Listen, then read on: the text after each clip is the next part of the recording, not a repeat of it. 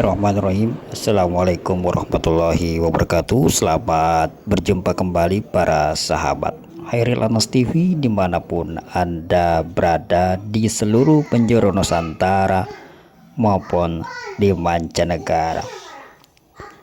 Mohon maaf kepada para sahabat semua, cukup lama kita tidak bersua dalam berceloteh bersama sebagaimana biasanya. Dan hal itu disebabkan karena adanya beberapa hal yang perlu kami rampungkan. Utamanya saat ini Hairil Anas TV sedang membina sebuah bidang usaha yang memang sudah lama diidam-idamkan, namun belum sempat terlaksana dengan baik karena kesibukan dengan tugas-tugas yang lain yang mengharuskan harus bepergian kemana-mana. Namun setelah saat ini jadwal kepergian sudah berkurang dan memilih untuk menetap di rumah bersama keluarga, maka usaha inilah baru kemudian dirintis kembali dan dilaksanakan lebih serius. Jadi sekali lagi mohon maaf kepada seluruh rekan-rekan atas ketiadaan waktu untuk senantiasa berceloteh sambil menjumpai rekan-rekan, saudara dan sahabat Hairil Anas TV semua.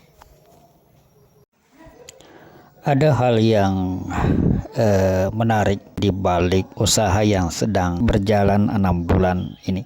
Dari awal kita merintis usaha ini di rumah kediaman tempat kami tinggal yang qadarullah berada di tengah-tengah kompleks saudara tua.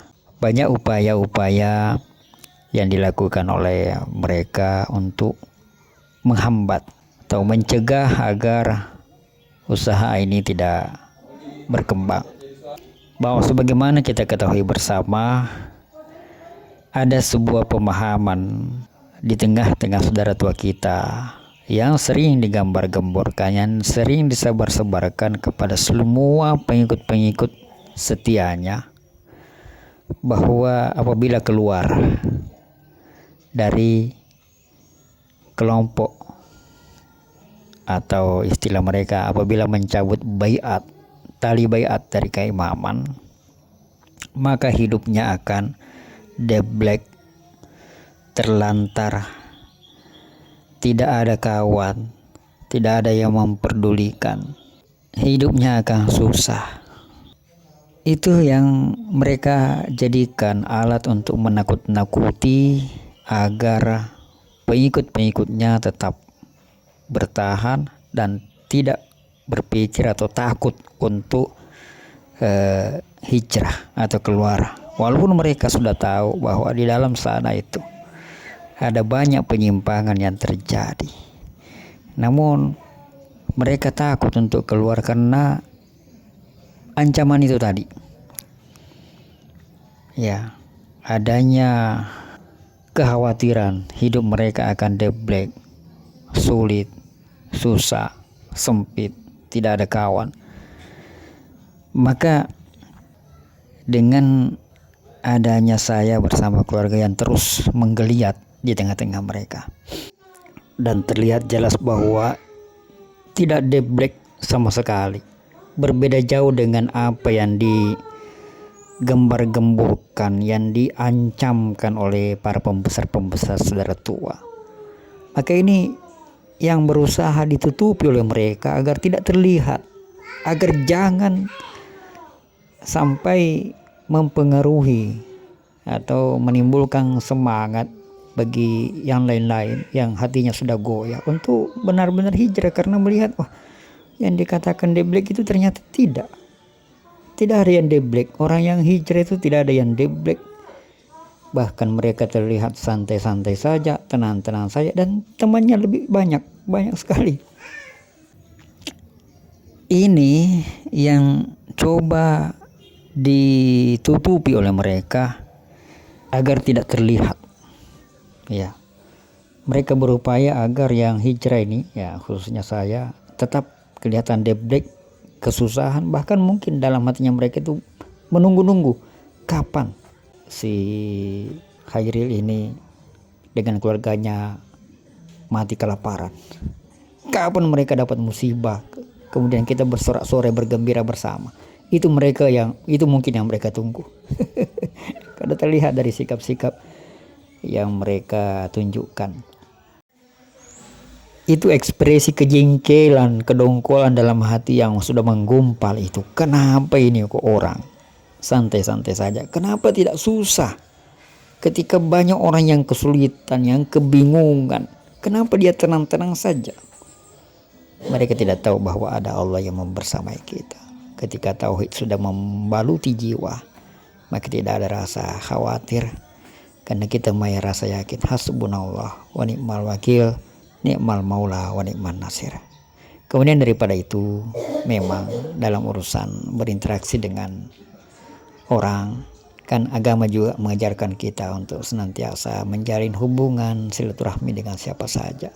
Tidak sebatas hanya segolongan, tidak hanya sebatas kepada orang-orang yang seiman dan seakidah, tetapi agama kita memang mengajarkan untuk senantiasa menjalin hubungan silaturahmi dengan kepada siapa saja, bermuamalah. Nabi juga bermuamalah dengan orang-orang yang non muslim. Mengapa kita tidak?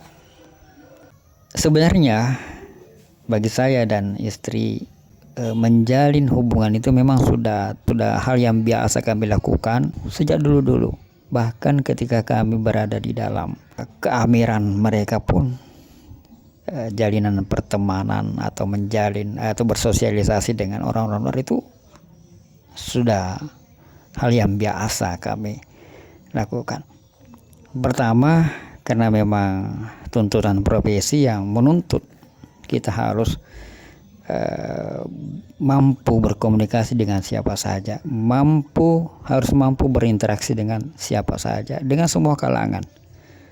Pekerjaan saya sebagai jurnalis, kemudian istri saya sebagai juga penyiar radio yang erat hubungannya dengan hubungan kemasyarakatan.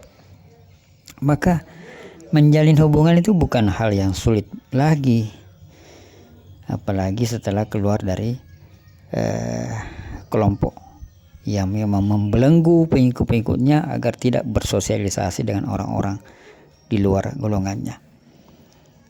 Maka itu yang coba mereka usahakan untuk menghambat.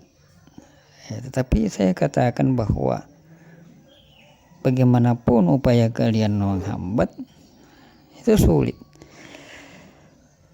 Salah satu yang mereka lakukan ketika kami mencoba mengurus dokumen-dokumen atau kelengkapan-kelengkapan yang diperlukan dalam mendirikan sebuah usaha itu, antara lain ya mengurus administrasi ke pemerintah, termasuk izin usaha dan lain-lain.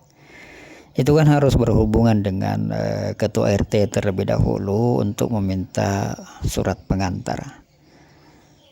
Kebetulan RT-nya itu sebenarnya juga orang tua saya, dan ketika dulu sempat menjalani aktivitas perkuliahan, Pak RT ini dulu dosen saya, sehingga sudah akrab sejak dulu. Tetapi oleh kaum Jokamiyun, saudara tua, yang mengetahui bahwa dengan adanya usaha yang saya rintis ini tentu akan banyak berhubungan dengan Pak RT, maka mereka berupaya bahkan melarang, menekan, mengintimidasi kepada Pak RT ini untuk tidak memberikan pelayanan kepada saya. Apapun yang saya butuhkan tidak boleh dilayani.